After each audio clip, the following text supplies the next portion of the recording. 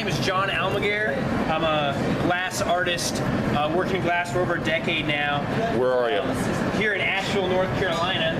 And this is mica from my backyard, from a neighborhood nearby, just 10 minutes drive. And I'm laying it out. I have to get it real nice and thin and kind of in flakes. And I'm going to pick this up with glass, hot glass.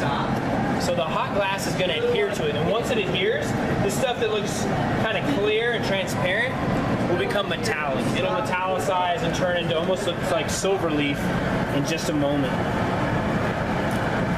All right. It's already heated there, John.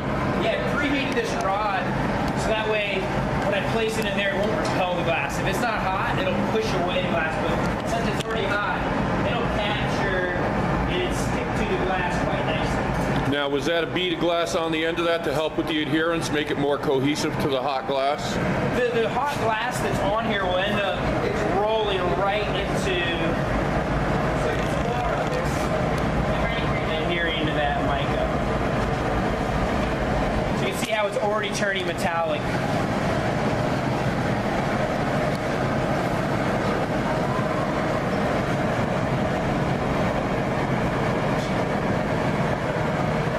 Working in glass is kind of like a dance.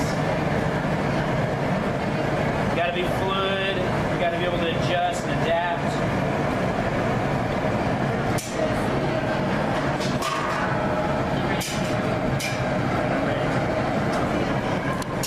About to drop this.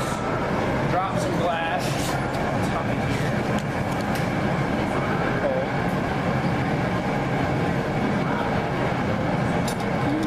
Now, when you add a second strata of glass, will that become a monolithic piece as you heat it? It basically will fuse. I'm going to basically overlay that hot bit over top of the other. And it's going to become one solid piece. So I'm going to heat this up a little bit here, and then I'm going to take it to the steel table, and I'm basically going to push it on.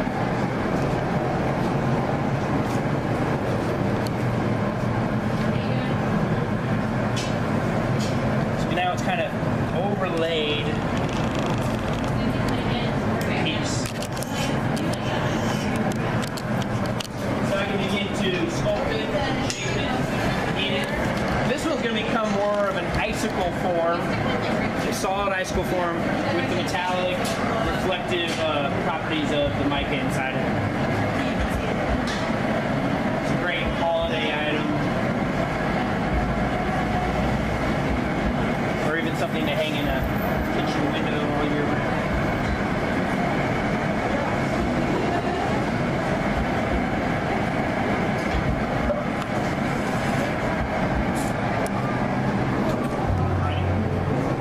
Grab that mold off.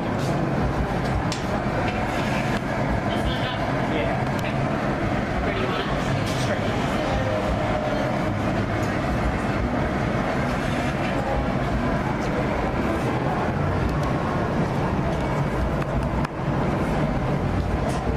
Hold it still. I can get a much better footage if I zoom all the way out. Do you think? Yeah. I know you got No, you're good. specific time constraints. No, you're good. So I'm actually going to bring this here. Me into.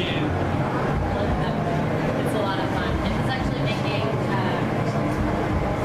Now, there's no lubricant on any of your surface, nothing. It's all got to be dry and clear of any greases or anything, Yeah, right? exactly. Pretty much if there's any wax on any of those, it'll mess it up. There's one tool we put wax on first, and it's the jacks. But you're not going to be using that. We will be using those, yeah. On this? And we use that only to put in a constriction for it to break off. Like these have to be wax free, otherwise you kind of ruin it.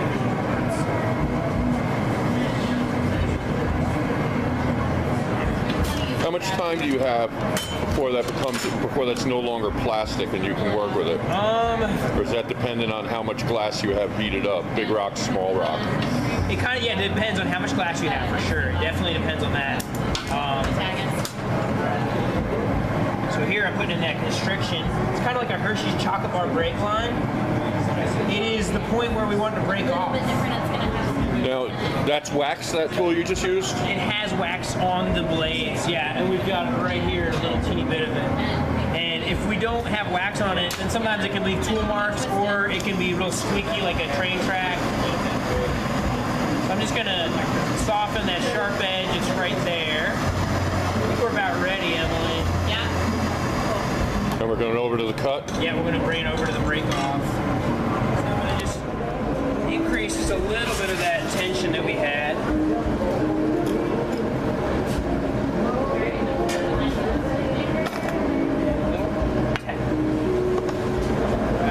So now, I'm basically gonna attach that over the break off point to cover it up.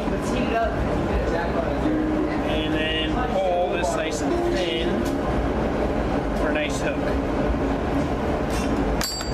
Oh, I see. That not only covers your breakup, but it gives you a fastening point. Yeah, and then that part I can even push right into the soft glass, and then just in case there's a teeny bit left of sharpness, I'll take this torch to it. Just in case. I don't think there's any sharp edge left, but if there was, there is no more. So now I'm going to take a special glove and some tongs to put away in this annealing oven, where it'll have to slowly cook overnight. Basically cool down, really. So in here it's about 900 degrees.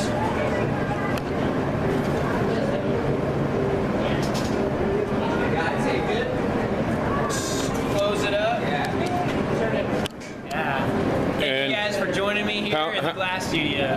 Just well, glad we were allowed in. And just out of curiosity, how long are we in there? Overnight, 2 days, We'll be in there till about 3 p.m. tomorrow. Yeah. You want to just step outside here and show us a piece similar to what you just did? A couple examples of some actual vases using the same mica. And this is a smaller vase with the mica, and this is a little bit of a larger one. Now, this is the same mica you would find stratified in like ferrous heavy stone. Yes. Just flaking Exactly. silvery mica. Yeah, sometimes in a very mica-rich area, you can find chunks of it that already come off of the stone, and they're still usually pretty thick, you know, maybe about this thick, but you can flake them apart, and when you get them in the very thin forms, you can apply them and use them to decorate pieces. But it's a little bit more complicated than normal process of glass blowing, but that's what makes it exciting. Okay, and how can people find you here in Asheville? If you want to find me here in Asheville, you can find me at www.almaguerglass.com, or you can come to the North Carolina Glass Center and the Woolworth Walk, and also the Van Dyke Gallery in Asheville, North Carolina. John, thanks for your time. It was a pleasure. Great tour. Thank you so much.